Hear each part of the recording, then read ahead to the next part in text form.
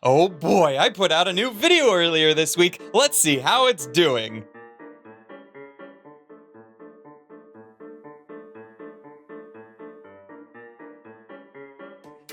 This is fine. What did I say about Bocchi the Rock back when I did my seasonal overview? It was something like, hey, it looks like this is going to be a series that will remind me about my time enjoying watching K-On! It's a bunch of high school girls coming together to play in a band for their own enjoyment. What fun I'll have reminiscing about that great time in my life. What I wasn't expecting was a critical hit to my current existence as a content creator and socially inept weirdo who doesn't like to talk to people and who isn't really comfortable without multiple layers of anonymity between myself and others. This camera counts, by the way. Nobody is here in this room with me. And I like it that way. If you want a currently airing anime about just how you can feel as an introvert watching a piece of media, Bocchi the Rock has got you covered. Making art, whether it's drawing, music, video making, is not the easiest thing to do. And I feel like it's been a while since we've had an anime that attempted to showcase that without sugarcoating it. Or, making the process seem far more glamorous than it actually is. It's tough to make art, especially when it becomes your job, and you need to support yourself through said art. Then they hit even harder then. And that's why today's sponsor is the Animators Dormitory, a group who aims to help animators in Japan receive stable pay for their work in creating this very art form that we like talking about on a regular basis, or at least that I like talking about. And that's what matters today, positivity. We'll see how long that lasts. Animators Dormitory is currently working on a new project, Blue Runway, their second original anime and a music video collaboration with voice actress Aya Hirano. During their last project, they were able to pay more than 2 times the average for key animation. They hope to do even better this time around. But of course, they cannot do it alone. Down in the description, there will be a link to their crowdfunding campaign and anything that you can offer in order to help their project and offer better wages to animators in this industry would be greatly appreciated. We enjoy content from creatives in an industry that does not always receive the financial benefits that they honestly deserve. And while this campaign will not magically solve all of the anime industry's problems, it is one step in the right direction. Hope that you consider supporting the project because of that. So click the link, do what you can to help. And with that, let's get back to some other creatives making their way through life with art.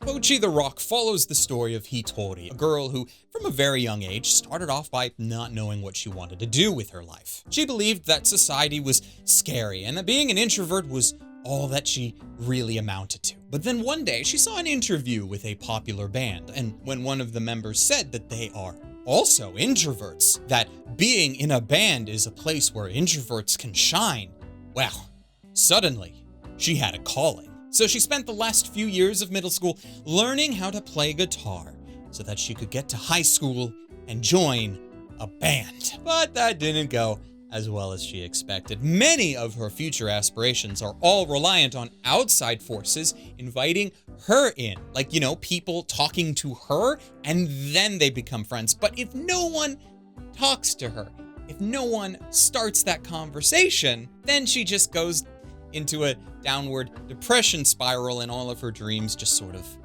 wash away. She is, unfortunately, too socially inept to be able to handle anything else. Relatable.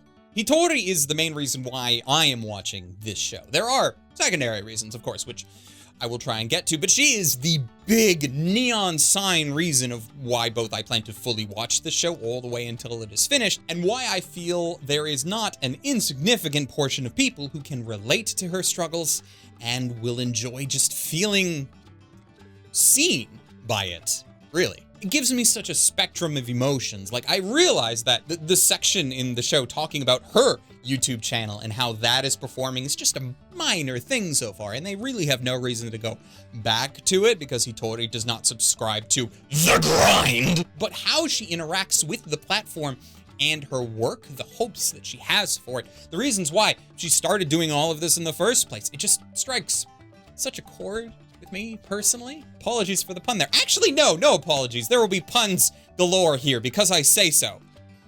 Positive thinking. By episode 3, she goes out of her way to find a quiet nook in her school to eat lunch instead of just eating in the classroom or falling for the age-old trope of eating on the school roof or something like that. And I watched that and I was like, that was me. I did that a lot in my first year of high school. Now, eventually, in a very similar way to Hitori, some social interaction did happen to me when I was in high school, and I got enough of it so that I wasn't always eating by myself in a cramped corner of the school somewhere. But man, was it touch and go there for a bit. So for Hitori, she does actually find a band to play with, a band run by the highly extroverted girl, Nijika, and the stoic Ryu. Sure, her introverted nature had her playing on stage alongside them with a box on her head, and then she hid in a trash can, and constantly ran through worst-case scenarios in her head, but my God, that's just how it's like. Even now, years removed from high school, my life revolves around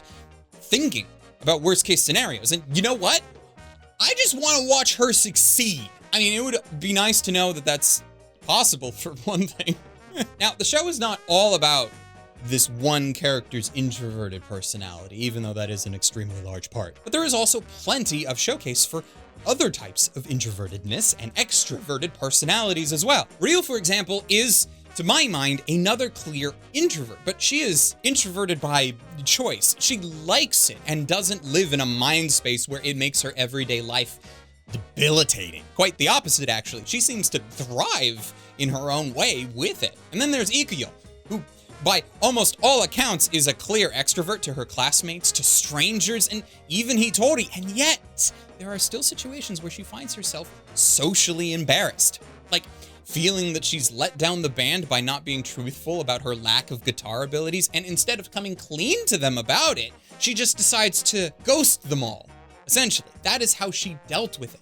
She is an extrovert dealing with embarrassment in a very introverted way. There are all kinds here. Now, beyond just the characters, if you needed more of a reason to watch this show, there is a lot with the pacing of the series, and even just the production, I think, that works extremely well here. It is quite obvious, to me at least, while watching this series, that it was based on a 4-koma manga. Now, 4-koma, very briefly, is essentially a strip comic where the story, joke, and so forth has only 4 frames to tell you everything. You can still have multiple strips that tell a longer tale of an event or something, sure, but there is this level of being self-contained that exists with every strip. The format is mostly used and is very good with comedy manga, as joke beats get to land almost every strip. It keeps everything entertaining, and it doesn't leave any room for drawn-out scenes that go nowhere. Sometimes, when 4-koma is adapted into an anime, there is a bit of a smoothing effect.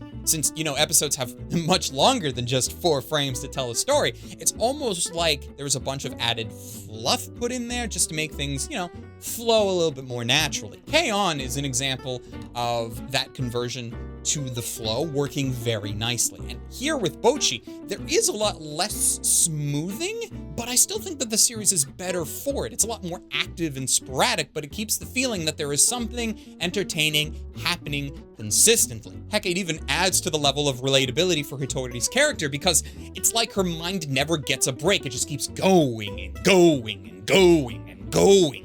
Visually, there's endless gags to be had here as well to really drive all of this home, from going off-model hundreds of times to, heck, why not actually just film cardboard cutouts of characters having a discussion for the heck of it? There is so much creativity in the storytelling here that I think it just adds to the series very well. So much detail, too. Like, there's this scene where the characters are talking and having a discussion about working at a club with a band who's performing nearby, but at the same time, you can hear the audio, and in our case, read the subtitles of the band itself on stage introducing themselves in the background and having their own conversation. Like, that didn't need to happen, but it just adds a lot to this scene and this world in a way that surprisingly didn't come off as distracting. That all said, I do understand that I may be in the minority of people who just fall head over heels for this type of series. Perhaps it's because it's so similar to, showcasing my own insecurities that I worry people might find it annoying.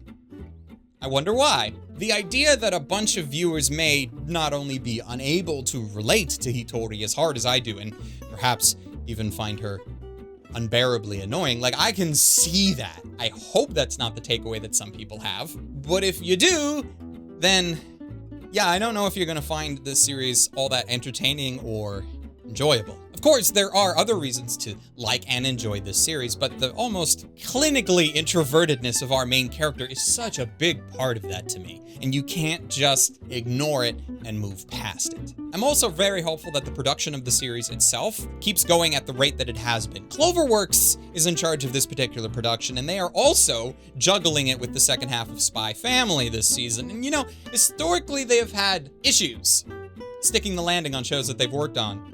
Wonder Egg Priority sticks out in my mind specifically, but, you know, Frank's is there too, even though that was a joint production. Now, because this is a comedy slice of life series, it is a lot harder to, shall we say, screw this up. It's not like there's some kind of like ongoing action or through line with the plot that needs to be constantly maintained, like with Wonder Egg or, you know, Promised Neverland. Heck, they could probably animate the final episode in the style of Evangelion's final moments, and it might not even feel out of place. But hey, they also produced Horimiya last year, which was like one of my favorite rom-coms from the last like decade. So all hope may not be lost, but I still worry about shows like this that I become this attached to. And considering just how much I relate to the main character in this case, I not only want to continue watching it and see her succeed, but I also just want the show in general to succeed, which requires people to watch it, which is unfortunate considering that it's coming out during this season where so many people are probably just tuning in to their weekly Lumberjack Killing Devils series and calling it a week. But with any luck, I have been able to pierce the heart of this series and showcase to you why you should give it a shot if you have not already. Whether I have or not though, you know, I'm just gonna go when I'm done here filming, and I'm gonna go lie on the floor in the other room and contemplate existence for a while in silence. You know, it's not easy doing this thing, but it's honest work. Before that though, I did want to give a big thank you to my patrons, who without which I would not be able to do this and have the ability to feed myself. So if you are a patron, thank you very much. And if you're not a patron, there will be a link down in the description. I already know that there are a few links down there, including the Animators Dormitory, which I do think is extremely important. And in that case, actually, no. We'll focus on the Animator Dormitory for this video because so many other videos I point you towards Patreon. Patreon is extremely important for me specifically, but for today, we're going to focus on Animators Dormitory. Patrons will focus more on you in the upcoming videos. But of course, a very big thank you to those patrons who help just a little bit more, specifically Hector Montemayor, Wago221, Siri Yamako, Ryfin Bonaparte, Ross Emerson, and Omar Showman for being extremely awesome. And until next time, ladies, gentlemen, and others, watch more anime.